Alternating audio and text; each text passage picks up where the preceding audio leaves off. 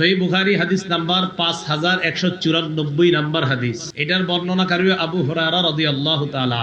নবীজি বলেন, ইদা বাতাতিল মারআতু মুহাজিরাতান ফিরাশা যাওজিহা, কোন স্ত্রী যদি তার স্বামীর বিছানা থেকে আলাদা থাকে, তার স্বামীর অসন্তুষ্ট হওয়া সত্ত্বেও অন্য কোথাও রাত কাটায়, স্বামী এতে সন্তুষ্ট না, লানাতাল মালাইকাতু হাত্তা তারজিআ, এই নারী তার স্বামীর কাছে ফিরে আসার আগ পর্যন্ত ফেরেশতারা অভিশাপ দেয়, নাউজুবিল্লাহ।